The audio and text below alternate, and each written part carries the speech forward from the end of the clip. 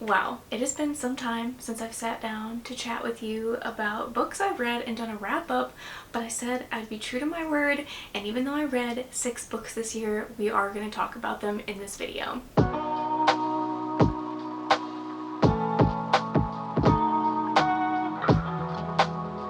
Welcome, my beautiful book bestie. If you are new here, my name is Liv. I'm so glad you decided to click on this video. If this is the first video you are ever watching from me, hopefully this is not confusing, but last year I maybe did a couple recent reads, but I barely do reading wrap-ups, and this year a goal of mine was to do more reading wrap-ups. Even though it's a little bit late, we're here to talk about the 6 books that I read, which is a little bit lower on the spectrum than I typically read. January was a crazy month. I already knew I was going to be gone the first week of January in Florida on vacation, but after that, every single weekend I had family stay with me. I had family in town. I ended up getting sick for a week and a half, which was totally unexpected, so I feel like what I did manage to read was actually pretty impressive with the amount of life things I had going on. But whether I read 4 books or I read 40 books, I'm here to bring you a monthly wrap-up. So the way we're going to do this is I'm just going to rank these the least to my most favorite. Basically, all of these books are 4 to 5 stars though, and there's only one that really stands out in my mind, but the rest of these didn't quite make the cut. But let's just go ahead and dive right in. My least favorite book of the month, which again,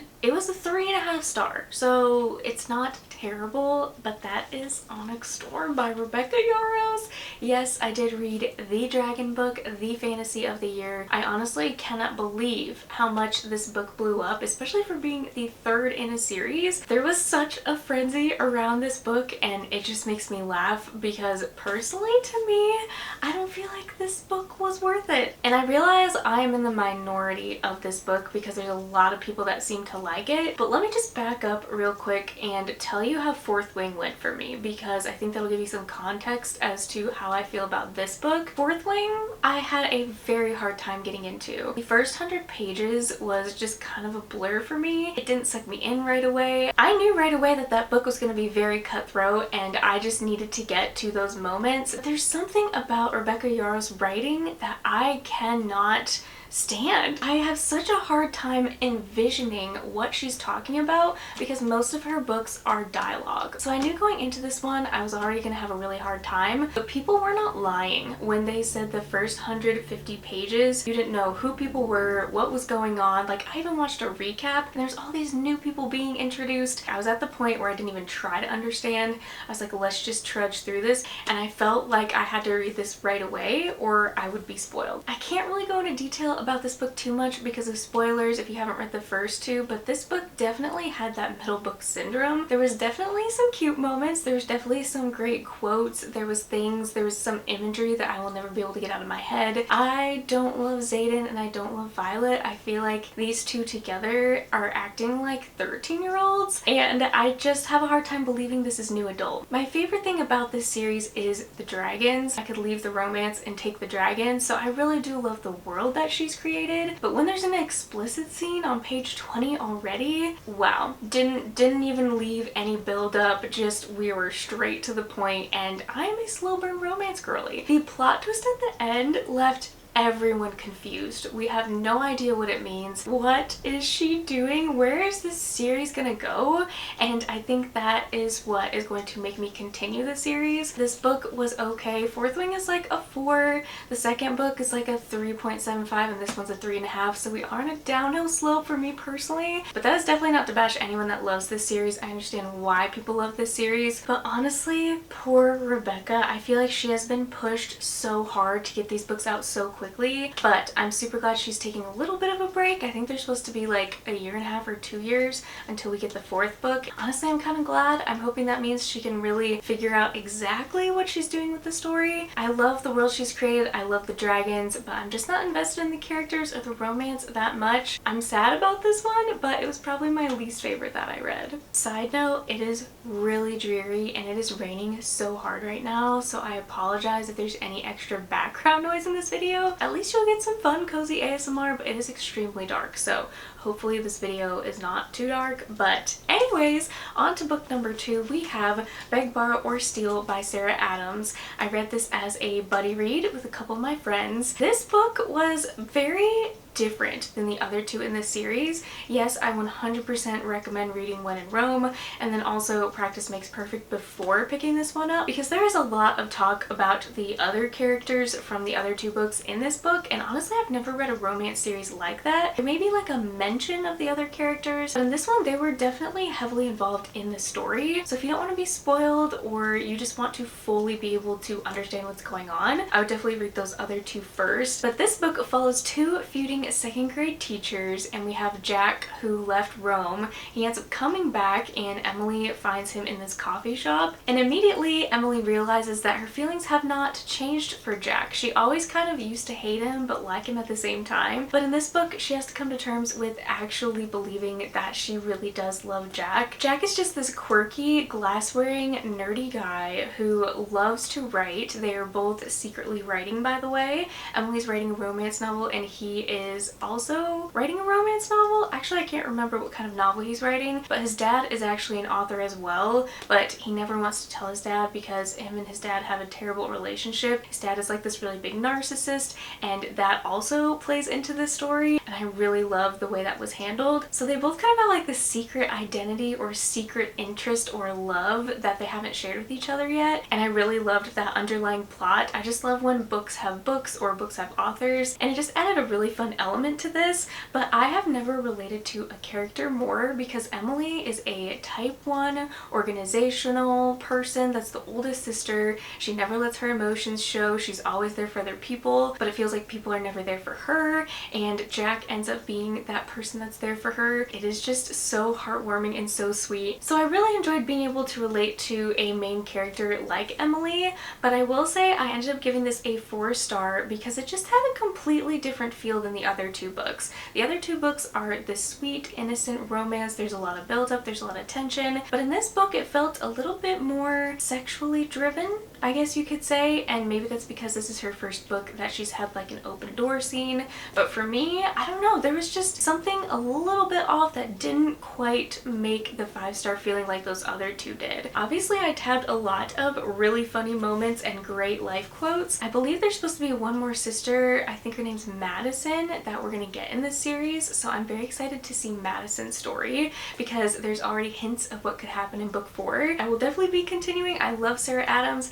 and this one was a very solid romance. Next we have Beautiful Ugly by Alice Feeney. You guys know how much I adore Alice Feeney. I did end up giving this one 4 stars though. There was a certain element to this that I in particular don't love in mystery thrillers. Some people love it, but I pretty much knew what was happening, or the main overarching theme, pretty early on in the book, which didn't necessarily affect my rating, but I was really hoping she wasn't going to take it that route. But this is about our main character Grady Green, who is an author and is about to receive some type of award one night when he's on the phone with his wife and she says she's coming home, but then she ends up finding someone laying in the road. She gets out of the car to check on them, and since then she has been a missing person. So this whole story unfolds where we are following Grady in his grief of coming to terms with, did his wife die or is she really still missing? So his agent recommends that he go to this remote Scottish island to block out all the distractions and just be able to focus on his writing. Well, let's just say as soon as he gets there, some very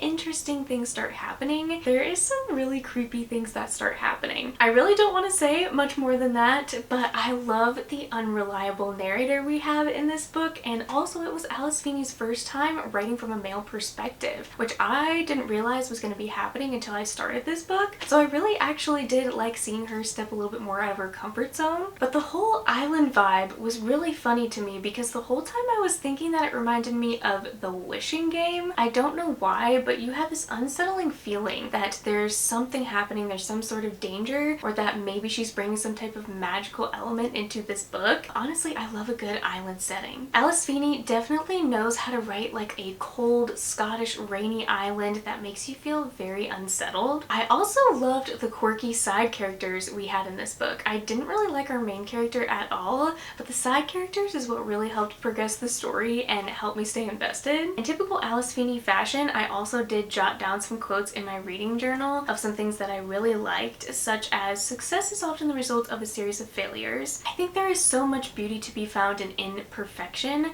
that obviously struck a chord with me as someone that's a huge perfectionist. I'm also also covering up a spoiler here, but in case you don't know, I actually created a brand new Pinterest where I am creating mood book boards for each of my favorite books or each of the books that I read this year to create kind of like this vision or mood board for each book. So if you want to follow me on Pinterest, I will also leave that in the description. This one was such a vibe. Next, we have the very highly anticipated Adrienne Young, A Sea of Unspoken Things. I read this book for my Patreon book club. It was our first choice or voting choice that you guys voted for of the year. This book I did end up getting 4 stars. It was definitely one that I expected to be 5 because I love June Farrow so much. But sadly, this one does not beat June Farrow for me. This book is about our main character James, whose twin brother Johnny ends up mysteriously dying. So she ends up going back to her small town. She used to have a love interest named Micah, so we do have some romance. But basically, this whole story is about uncovering what happened to her brother. I feel like there's definitely a debate whether this book is magical realism or not, because as I was reading and as I was discussing this with my patrons, our main character James is obviously experiencing a lot of grief and she keeps seeing her brother in so many different places, but I don't think that's necessarily magical realism. I feel like that's just the reality of grief in general. This was my mood board for Sea of Unspoken Things. We have a lot of foresty vibes, we have a lot of camping,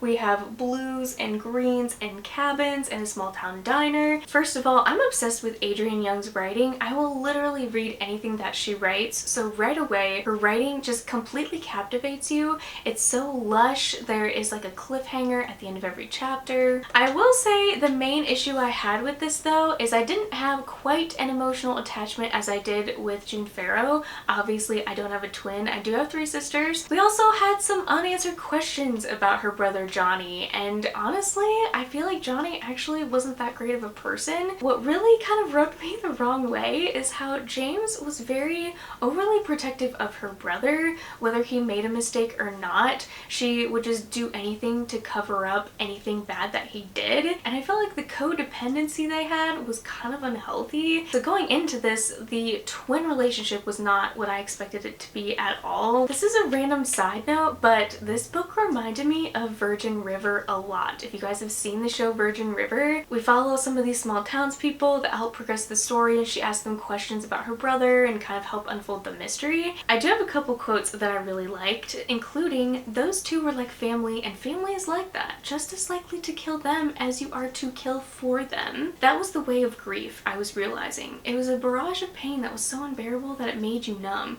and then out of nowhere something made you feel again, and the cycle started over from the beginning. So I did end up giving this one 4 stars, but that is not to say I wouldn't recommend it. I just have a very special place for June Farrow in my heart. This next book was still 4 stars. It was not my favorite that I read of the month, so I'm saving that to talk about last, but this book is kind of in its own realm because it is a Christian nonfiction. That is The Common Rule, Habits of Purpose for an Age of Distraction. This is actually a book that I heard about at my work and decided to pick it up on a whim, and this book is very much like The Ruthless Elimination, which I read last year, but I would call this like that book's child or that book's brother or sister. Habits form us more than we form them. The modern world is a machine of invisible habits forming us into anxious, busy people. We yearn for the freedom of the gospel but remain shackled by our screens and exhausted by our routines. The Common Rule's 4 daily and 4 weekly habits transform frazzled days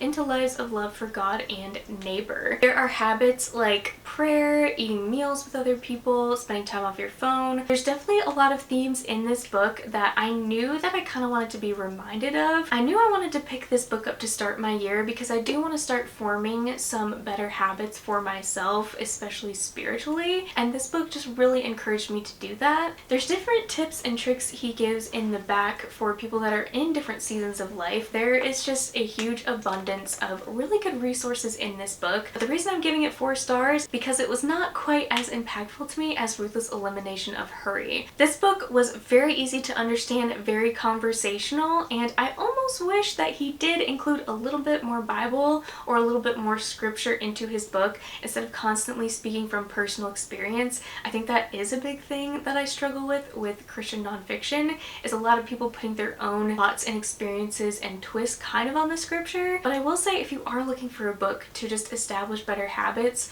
of just focusing on your spiritual life and kind of creating the life that you want that's centered around Jesus, I would definitely pick this one up and give it a try. Last but not least, we have my favorite 5-star book that I have read so far in 2025.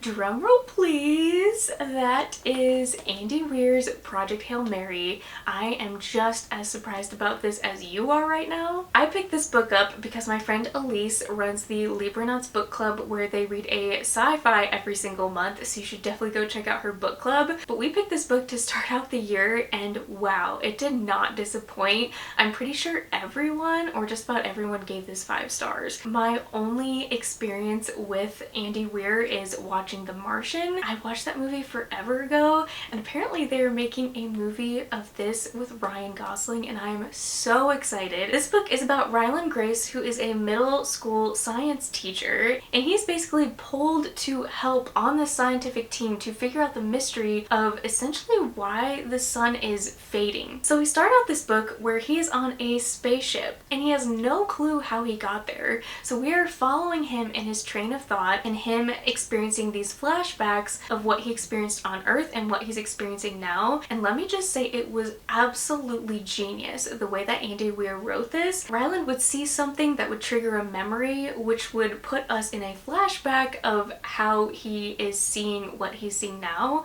or how he like comes to remember the things that we are then seeing that's progressing the story. But I think what completely took me by surprise and why I loved this book so much is the humor. Andy Weir has such a great sense of humor, and I think a lot of people that pick this up do not expect that either. First of all, I was told to pick up the audio, and I now know why, because you are introduced to a specific character that is now one of my favorite characters of all time, but I don't even want to talk about it because if you haven't read this, I want you to be completely surprised. You have to pick up the audio because yes, there's a lot of science or math involved, but also the narration is just so good. The guy that narrates this actually was in the show Lost. We also have a character in here that reminds me of Edna from The Incredibles. Not only the accent that he did, but just the humor. Once again, the humor. But there was a lot of emotion behind this book that I was not expecting either. I actually started tearing up and I could not believe what I was getting emotional over. So would I recommend this book? Absolutely yes. Is this gonna be the year that I actually like experiment and read more sci-fi? I don't know, but I will definitely keep you guys updated because this book,